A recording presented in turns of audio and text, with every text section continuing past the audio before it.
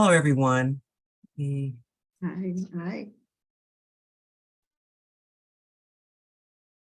All right. I'm Angela Nelson. I'm an associate professor in the Department of Popular Culture at Bowling Green State University, which is in the School of Cultural and Critical Study. My paper is Deconstructing Reviews of the Beulah Show, Black Women Domestics and Early TV Sitcoms. Burt and Jack Gould wrote reviews of the October 30th, 1950 premiere episode of The Beulah Show for Variety magazine and the New York Times newspaper, respectively. The Beulah Show, an adaptation of the network radio series on ABC and CBS from 1945 to 1954, was part of a small cohort of programs and actors shaping a new television industry, a new home television experience, and a new dramatic televisual comedic formula. Airing for a half hour at 7:30 p.m. Eastern Time on ABC television and sponsored by cleaning and personal care company Procter & Gamble, headquartered in Cincinnati, Ohio, Beulah continued on network radio as a cross-the-board strip broadcast Monday through Friday from 7 p.m. to 7:15 p.m. Eastern Time for the same sponsor. In 1950, it was very rare to see Black women or Black men on television in any role, but the star of the Beulah Show was a Black woman domestic, Beulah Brown. Although the character was first created and performed on radio by a white man, Marlon Hurt, the focus was on a Black woman working in an occupation that in reality more than half of working Black women held in the United States at the time. The Beulah Show and its premise, making a Black maid the central character, was safe, non-controversial, and unobjectionable, particularly for white Southern viewers. The Beulah Show featured Beulah Brown, the live-in maid for the suburban white upper-class Henderson family, and was the first situation comedy to feature a Black woman domestic as the central leading character. On television, Beulah Brown was played by three Black women actors: Ethel Waters from 1950 to 1951, Hattie McDaniel in 1952, who first played Beulah on radio from 1947 to 1951, and Louise Beavers from 1952 to 1953. The Henderson family included father and businessman Harry, mother and homemaker Alice, and their 10-year-old son, Donnie. Beulah could manage and solve all of their problems except her own, which was convincing her boyfriend and fix-it shop owner, Bill Jackson, to marry her. Beulah's girlfriend, Oriole Winston, a domestic of the Hendersons' next-door neighbors, was always present to assist Beulah in resolving the weekly situations of her white employers. The October 1950 Variety and Times reviews of the debut of the Beulah Show highlighted salient challenges and opportunities of Black women actors in post-war American television programming. Also, these experiences existed within the context of Black women actors' relationship to Black women in society, to Black women in music, radio, film, and television, and to Black actors and white actors. Using examples from Bill the Babysitter, episode 23 from season 1 that aired on approximately March 6, 1951, I discussed the experiences Black women encountered with limited roles, stereotyped images, and situation comedy. Black women actors experienced limited roles both in terms of character depth and the number of jobs available in the infant television industry.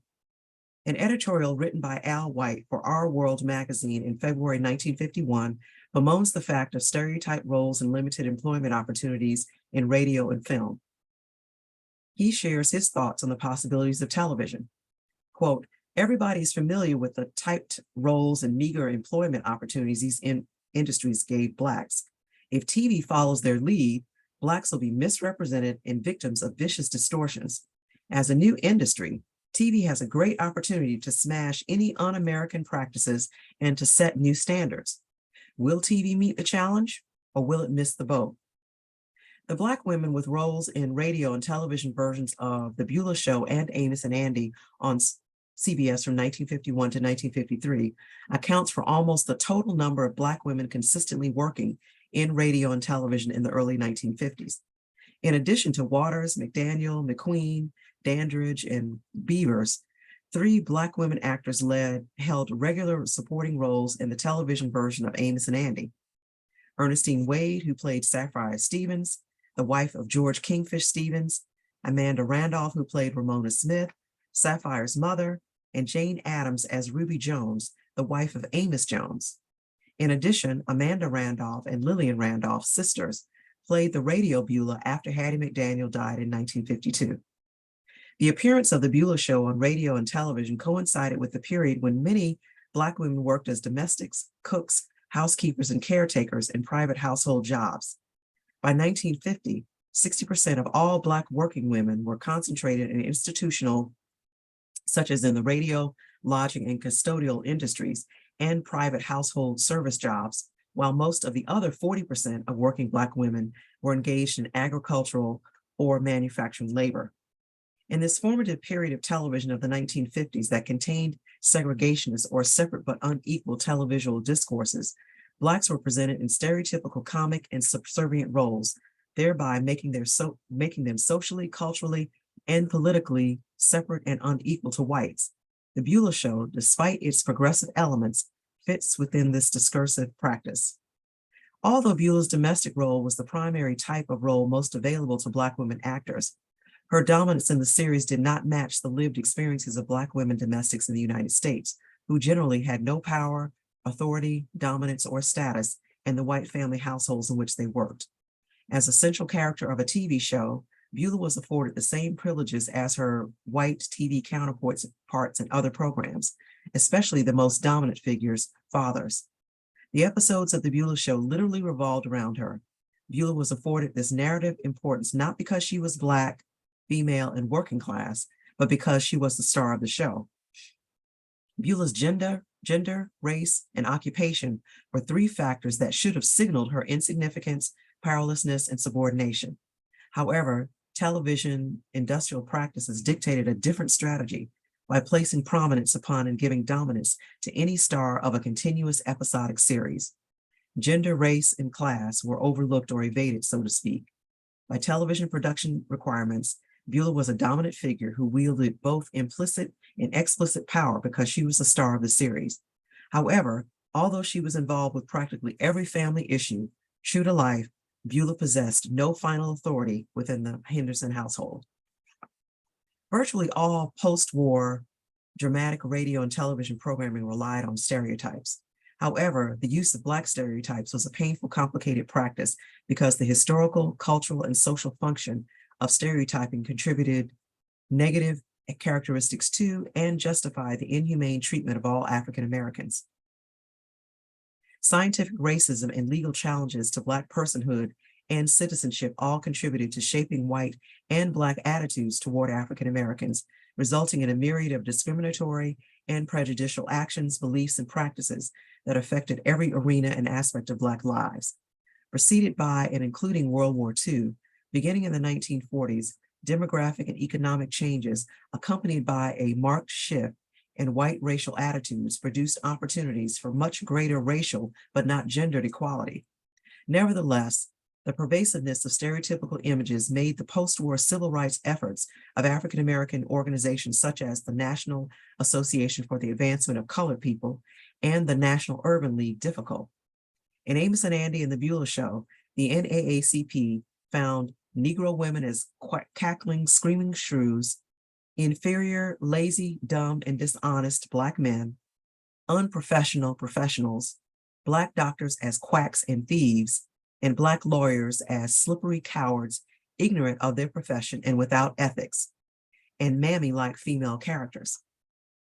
As a result of these observations, the NAACP applied enough pressure to force ABC and CBS to cancel both television programs in 1953.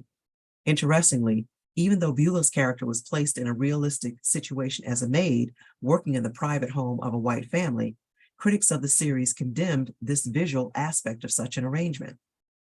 That is, Beulah reminded them of the mammy of slavery. Orally, on radio, the subservient relationship between Beulah and the Hendersons was tolerable. Visually, this identical arrangement was intolerable. Like Black women performance before her and her contemporaries, Beulah's role closely resembled the mammy stereotype. Mammies were loyal, faithful, obedient domestics who could also be domineering, strong-willed, and bossy.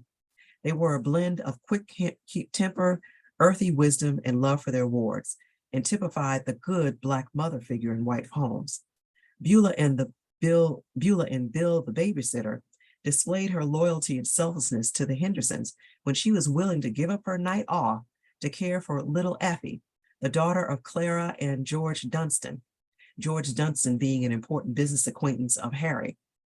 It was the Dunstans' help's night out, and they could not locate a sitter.